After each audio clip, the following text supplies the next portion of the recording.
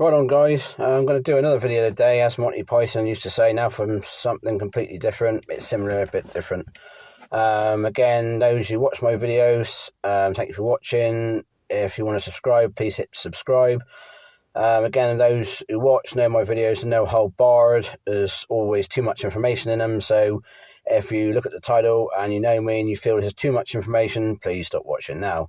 So today we're talking about prostate stimulation and prostate milking. Now, this is a subject that's still quite taboo. Is even a subject really as liberated as I am, I find uncomfortable talking about amongst my few close male friends. No, women will talk about anything now, about the periods, the boobs, orgasms, sex positions, you name it, sort of thing. No, but this subject is still quite taboo amongst men, really, sort of thing. It's becoming more accepted, but I think it's going to take Generation Z's generation, I think, to go to full hog, really. So yeah, we're talking about prostate stimulation and prostate milking. Now, those of us that grew up in the noughties will probably remember the film Road Trip. Now, this was our first sort of, I don't know, experience or knowledge in terms of prostate stimulation. Basically, I'll run through the film. It's your typical American Pie type film. There's a main character in it. He makes a birthday tape to send to his girlfriend in another state. She's at university. And he has one night stand, makes a sex tape. Now, the sex tape accidentally gets sent to his girlfriend. So him and his mates pile in a car, road trip across the states. They get in all kinds of scrapes and mishaps. There's two or three well-known actors, and it's Sean William Scott plays a kind of Stifler type character. Anyway, they end up at this sperm bank needing some money. I think back then it was something like $250 for his donation, which even in the UK would have been quite a lot of money at the time, probably equivalent to apprentices' week's wages. Anyway, two of them get accepted to do the donation. Anyway, Sean William Scott in his typical Stifler type image makes up the one of the nurses that he's going to need a hand. Anyway, thinking he's going to get like a reach around hand job, goes in. She asks him to drop his trousers and bend over the table. Next minute, you see her putting on a glove and lubing up her fingers. She's talking about a prostate rectally induced orgasms. Next minute, she's got her fingers up his ass, and he's sort of writhing and screaming in ecstasy, and it's all over quite quickly. And that was sort of our first real, sort of millennials experience, so it wasn't porn, to prostate stimulation. And a few questions got asked in biology, and at the time, really, not a lot was known about it. Now, prostate stimulation had been used for years to try and cure prostatitis, which is an infection of the prostate, and it's no longer medically accepted. They use antibiotics and one thing or another. But it just wasn't something that was really talked about, let alone done. I think pegging come out about the same time, but again, my generation didn't even know what pegging was. He was well into my late 20s, time I even heard about the term, let alone thought about trying it. So that was my experience into sort of seeing what prostate stimulation was, really. And then it slipped my mind, really, sort of thing. Up to sort of my late teens, I started seeing my wife, and we got into sort of like sex toys, really. And I went onto a website back then. It was sextoys.co.uk. I think was the forerunner to Love Honey. Because Love Honey didn't exist back then. Bondara, all those just didn't exist. I think it was Ann Summers, about the only place, and I think they were limited on what male toys they had. And I thought, they've got some prostate massagers here, sort of thing. So I thought, well, no, try one. No, can't come to no harm. So I bought one, and then we tried that out. So I'll sort of recap those who aren't quite too sure. What's the difference between prostate stimulation and prostate milking? Basically, it's two of the same things, but prostate stimulation normally tends to be from a vibrator. Most prostate massagers tend to be a shape. They'll go out into the rectum to hit the prostate. They vibrate against the prostate and stimulate the prostate, basically, sort of thing. Whereas prostate milking tends to be a massage of the prostate, as opposed to a stimulation.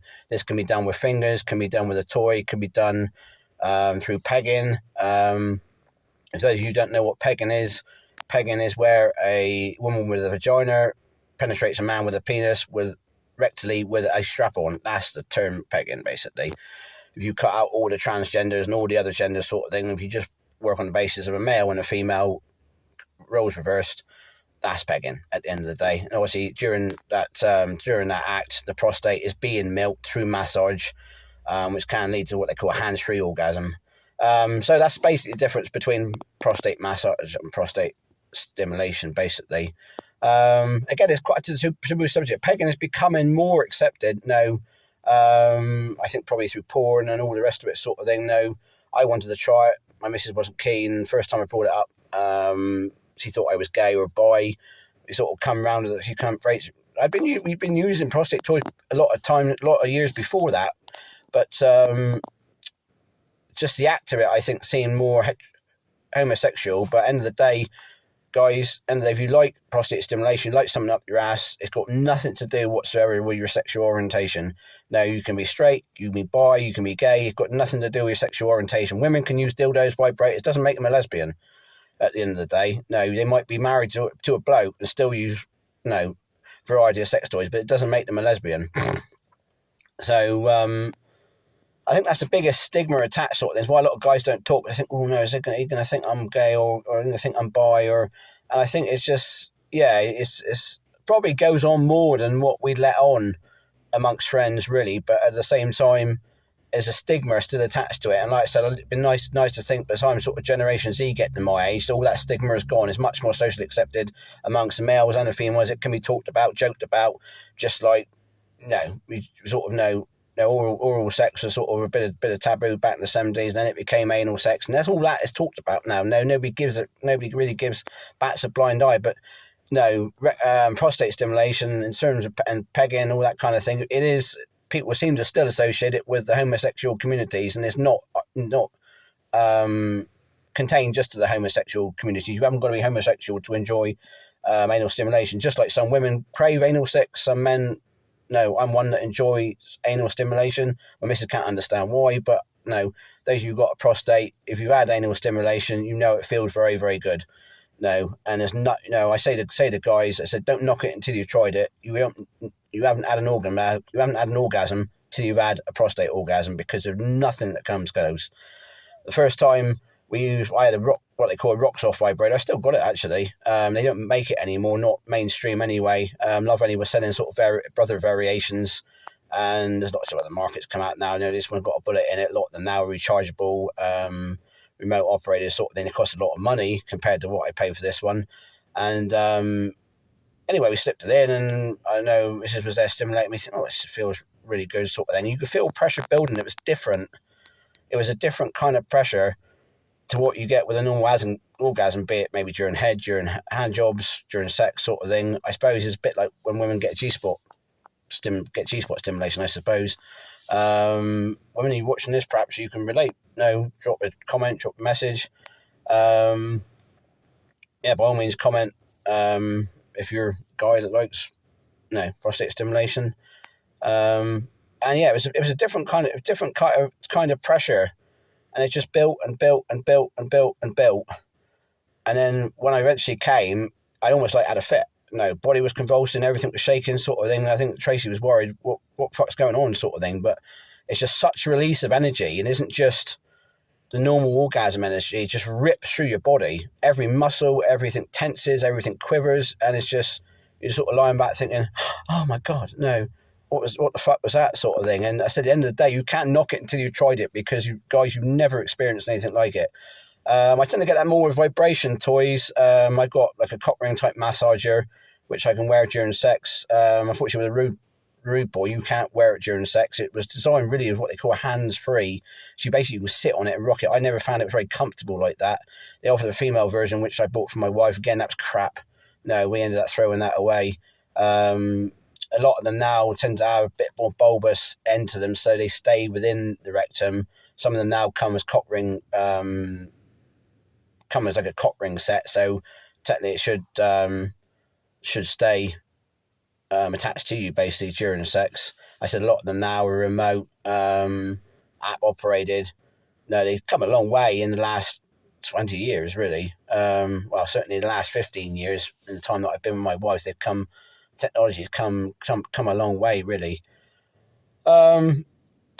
yeah, so that's my experience with it, really, sort of thing. No, I said I got one that wear during sex because that sort of more massage of the prostate is it's an intense orgasm, but it isn't the same as the vibration sort of thing. I did pick up a toy off Amazon designed to be sort of thrust and vibrate, and I don't know, it's my physiology. I couldn't get the bloody thing. I couldn't get it to stay in without any thrusting. As soon as I turned the thrusting on, it just thrust itself back out again.